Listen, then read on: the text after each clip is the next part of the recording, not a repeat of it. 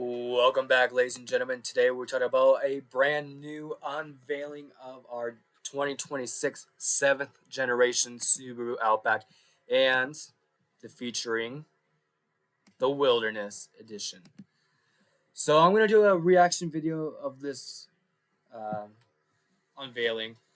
Link will be in the description down below in the video. Let me know how you think about this new Subaru Outback and the Wilderness version.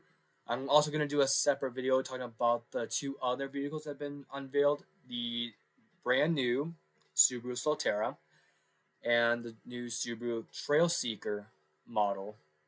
So I'm just going to be focused on the Outback and kind of give my 2 cents and my opinions based on what I think. 20 years of my career calling the... So like I said, description.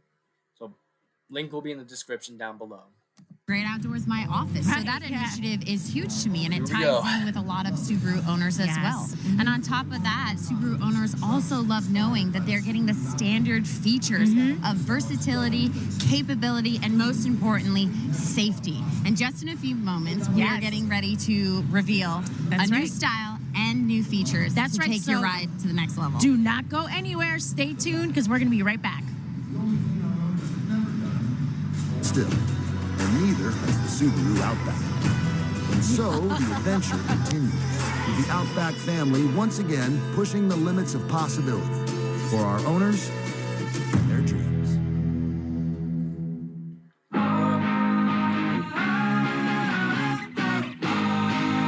Beautiful graphics. I like it.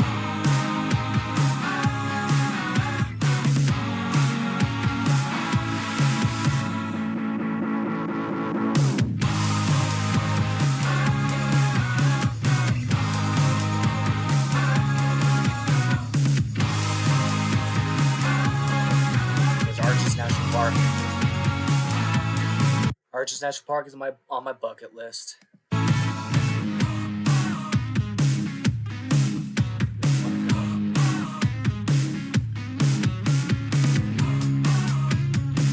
And Grand Canyon too. Wow, there's so many national parks I really want to. Yeah, I should take a vacation. Solo trip. Those places. Oh, maybe one of those videos one day. I have friends out there.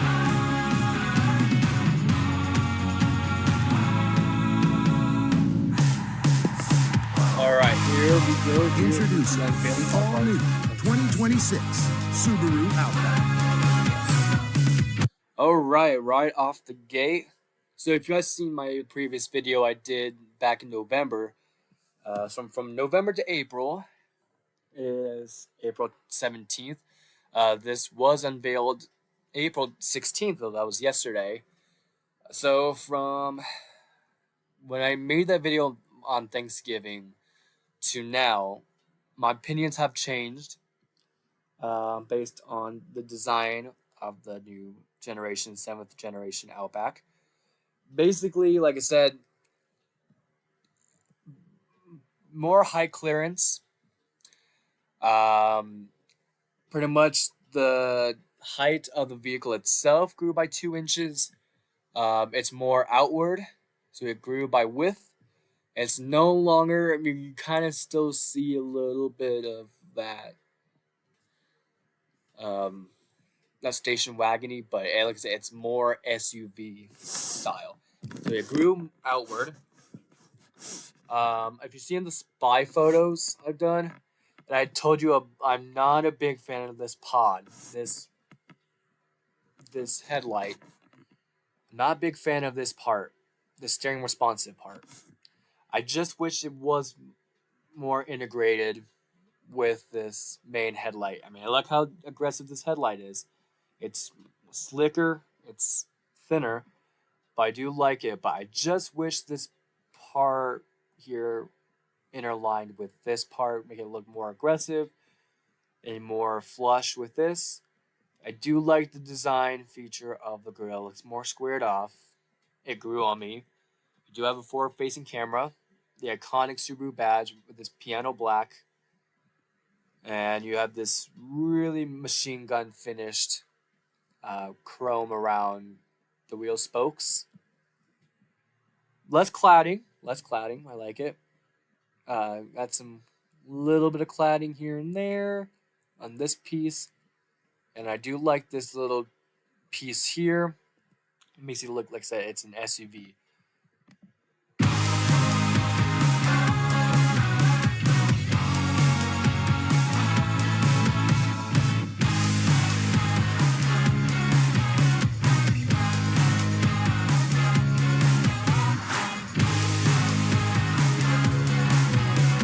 I do like the backside of this, especially because the aggressive of these taillights. We have this LED bar stretching across the entirety width of the trunk, with the iconic Subaru badging, of course. Piano black still, but you have this really good LED touch.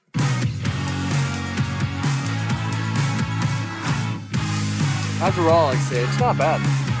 It's not bad than I described it months ago.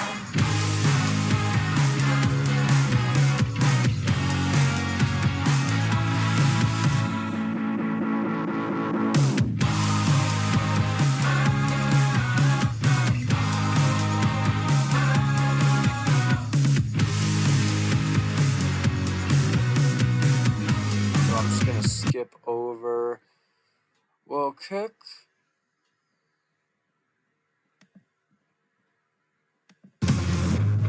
Alright, we got some beautiful graphics unveiling what's gonna come out of that curtain.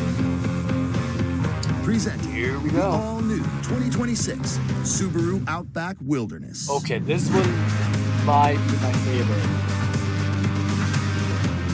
Just look at that. Just look at the front though. Really good aggressiveness with the headlights. I just wish, like I said, this part was integrated. Not a big fan of this part. But like I said, I'm really liking this cladding piece here. Adventure ready. It's almost like what police have, like those little bars, those little grill bars. Put on the thing. Almost looks like that. I do like this chain-like feature. And this main Subaru lettering stamped across the front. Very aggressive. Air intake. I do like the decal. And most Wilderness do have that decal, that same old decal. Front-facing camera. You still have the iconic Wilderness grappling gun fog lamp feature. But I do like this this gold plate around it. Very aggressive. And it looks like someone already took it off building for Unveiling. Elevation 14,433 feet. Right around the tallest mountain in Colorado, Mount Over. So, backside, not a big fan of this part. Like I said, I just wish that this was integrated with the rest of this headlight.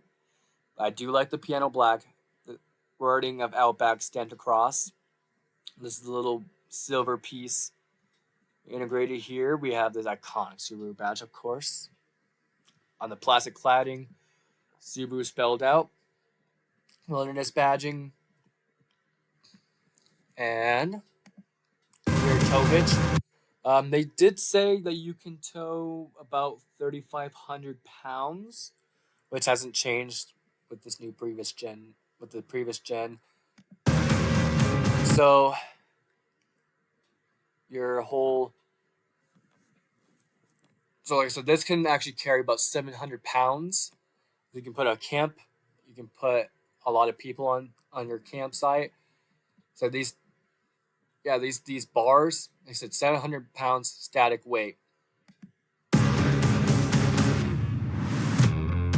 beautiful crossbar.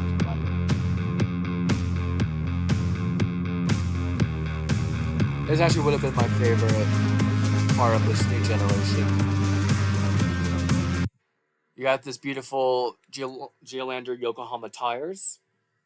New design on the wheels itself.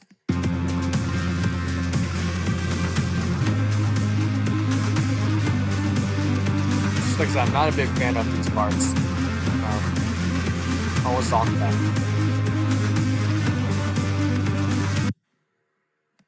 Alright, so I'm gonna change gears here. I'm gonna talk about what's standard in our features of our interior. Like I said, with this new generation, you have a lot more legroom, more height clearance. You have some more storage in the cup holders here, and you have beautiful cup holders up here. More storage over here. You can fit a 32-ounce bottle of soda. But like I said, actually my favorite part. So technology-wise, I do like this new generation technology-wise. It's not that 11.6-inch touchscreen that's integrated all here. Your buttons are all separate. Your Android Auto, Apple CarPlay, and your Sirius XM, the radio here. More of this 12-inch portrait here. You have these vents below here, vents here. But like I said, these are physical AC control knobs, not the ones that you put. Now you have to go in your touchscreen, touch this. These are physical. These are physical knobs, physical buttons for your heat control, your heaters for your seats, and your charging, your defrosters, the temperature gauge. Like I said, these settings, they're all integrated below here. Very physical, not the one on these touchscreens. No. But like I said, especially with the technology wise, it's not the portrait style that we're used to that has some of the weird graphics. They've changed it with this new generation. I'm glad that they changed this. And it's they worked out all the bugs basically. The analog gauge cluster, I just wish it had like the physical gauge clusters itself, the needle. But like I say, it's more technology wise and all that stuff. Your lane keep assist, lane control, and your heated seat button over on below the steering wheel. Same steering wheel, same steering wheel as the previous generation, but you do have some other buttons. You have some more features. The cup holder has been redesigned. The shifter for the CVT has been redesigned. Like I said, I'm very surprised on the direction they went with this new 2026. I actually do like this.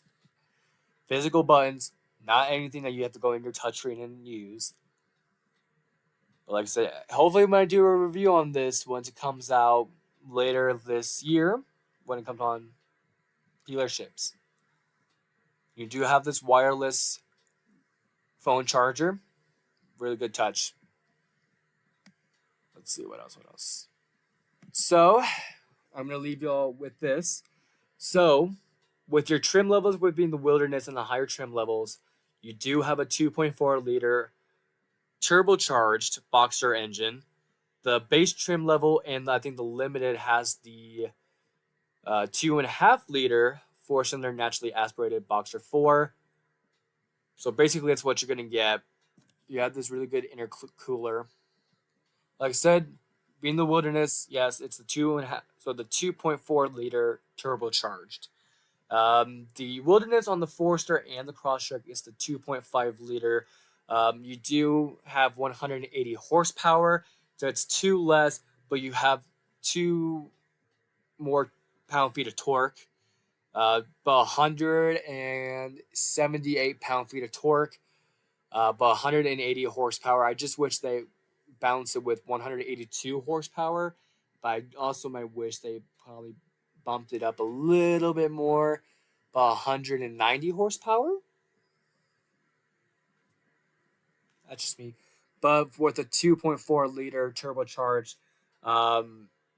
it is about 260 horsepower. But like I said, for the 2.5 liter, naturally aspirated, about 180 horsepower. Like I said, the turbocharged, a lot more horsepower, 260. So yeah. So I'm gonna leave you off with this video. Thank you guys so much for watching this video. I'll see you guys in the next video. Bye.